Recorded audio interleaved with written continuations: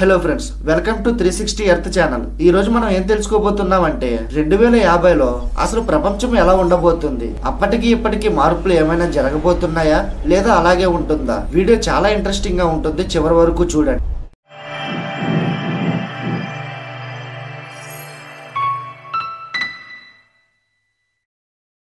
Nano technology. భవిష్యత్తులో nano boats మన మెదడులోకి చేరి వర్చువల్ ప్రపంచానికి నేరుగా కనెక్ట్ చేస్తాయి. దీంతో మనిషి బ్రెయిన్ కంప్యూటర్ లో వర్క్ చేస్తుంది. ఫోను, క్యాలిక్యులేటర్ వంటి గ్యాడ్జెట్లు అవసరం లేకపోవచ్చు. ప్రస్తుతం మనం మన చేతితో ఫోన్ అయినా ఉపయోగిస్తున్నాం. భవిష్యత్తులో దాని అవసరం కూడా ఉండకపోవచ్చు. ఎందుకంటే మనం ముందుగా మాట్లాడుకున్నట్టుగా మన మెదడులో చిన్న చిన్న చిప్స్ ని అరేంజ్ చేయడం వల్ల మొత్తం మన బ్రెయిన్ తోనే కంట్రోల్ చేయొచ్చు. భవిష్యత్తులో మనకి కెమెరా, బ్లూటూత్, ఫోన్, రేడియో అన్ని వస్తువులు కూడా ఫిజికల్ గా కాకుండా మన మైండ్ లోనే ఫిక్స్ చేసి యూజ్ చేయబడతాయి. ఇప్పుడు మనం భవిష్యత్తులో రాబోతున్న 3D ప్రింటింగ్ టెక్నాలజీ గురించి తెలుసుకుందాం. ప్రస్తుతం మనకి ఉన్న 3D ప్రింటింగ్ లో చిన్న చిన్న వస్తువుల్ని మాత్రమే ప్రింట్ చేయగలుగుతున్నారు. కానీ భవిష్యత్తులో పెద్ద పెద్ద కార్లు, ఇల్లు వంటివి కూడా ప్రింట్ చేయగలరు. ఇది వినడానికి చాలా ఆశ్చర్యంగా ఉంది కదా. కానీ చాలా మంది సైంటిస్టులు చాలా పరిశోధనలు చేసి ఆ తర్వాతే ఈ విధంగా చెప్పారు. తర్వాత మనం మెడికల్ వ్యవస్థ గురించి తెలుసుకుందాం. ఒక మనిషి చనిపోయినా కూడా తన మెమరీస్ అలాగే బతికుండాలంటే మనకి ఇస్మార్ట్ శంకర్ సినిమాలో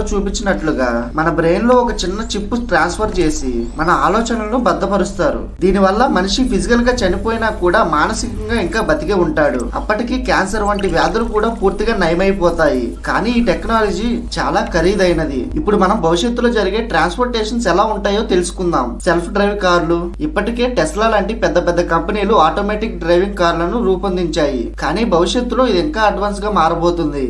దీంతో డ్రైవింగ్ రాని వాళ్ళు కూడా ఈజీగా డ్రైవ్ చేసేవచ్చు. ఇప్పుడు మనం హైపర్ లూప్ రైలు గురించి తెలుసుకుందాం. ఈ కాలంలోనే ఇవి 310 కిలోమీటర్ల వేగంతో ప్రయాణిస్తున్నాయి. ఇప్పటికే కొన్ని దేశాల్లో ఇది సాధ్యమైంది. కానీ ఇండియా లాంటి కంట్రీస్ లో ఇంకా ఇది 150 నుండి 160 మధ్య స్పీడ్ గా చూస్తున్నాం. కానీ 2050లో 300 స్పీడ్ వరకు రీచ్ అవుతుంది. అలాగే భవిష్యత్ రవాణా అంతా రెన్యూవబుల్ ఎనర్జీ ఆధారంగా జరుగుతుంది. ఇప్పుడు మనం వాడుతున్న పెట్రోల్ మరియు డీజిల్ వాహనాలన్నీ భవిష్యత్తులో మొత్తం సోలార్ ఎనర్జీ అలాగే మిగిలిన రెన్యూవబుల్ ఎనర్జీ ఎకో ఫ్రెండ్లీగా అలాగే చాలా తక్కువ ధరతో నడుస్తాయి. మనం ఇప్పుడు 2050లో స్పేస్ ఎక్స్ప్లోరేషన్ ఎలా ఉంటుందో చూద్దాం. స్పేస్ ఎక్స్, బ్లూ ఆరిజిన్ వంటి కంపెనీలు అంతరిక్ష ప్రయాణాలు తీసుకువస్తున్నాయి. 2050 నాటికి చంద్రుడు, మార్స్ కి వంటి గ్రహాలకి జర్నీ చేసేంత వీలుగా మారుతుంది. ఇప్పుడైతే మనం ఈజీగా అయితే గోవా, ఊటీ ట్రిప్ కి వెళ్తున్నాం కదా. అలాగే చాలా మంది భవిష్యత్తులో అంతే ఈజీగా చంద్రుడి పైకి, మార్స్ పైకి వెళ్తారు. కానీ ఇవి మొదట్లో చాలా డబ్బుతో కూడిన విషయాలు. అలాగే అప్పట్లో ఆర్టిఫిషియల్ ఇంటెలిజెన్స్ ఎలా ఉంటుందో కూడా తెలుసుకుందాం.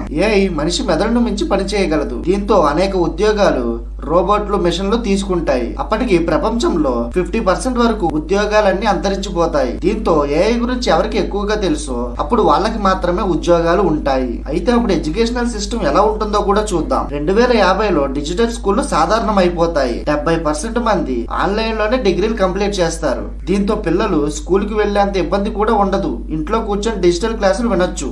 Metaverse, virtual reality. దీని ద్వారా ఇంట్లో నుంచే ప్రపంచం మొత్తం చూడొచ్చు. షాపింగ్, ట్రావెల్ అన్ని మెటావర్స్ లో సాధ్యమైపోతాయి. మొత్తానికి 2050లో ప్రపంచం చాలా విభిన్నంగా ఉంటుంది. కానీ ఈ మార్పులను మనిషి అంగీకరించగలడా?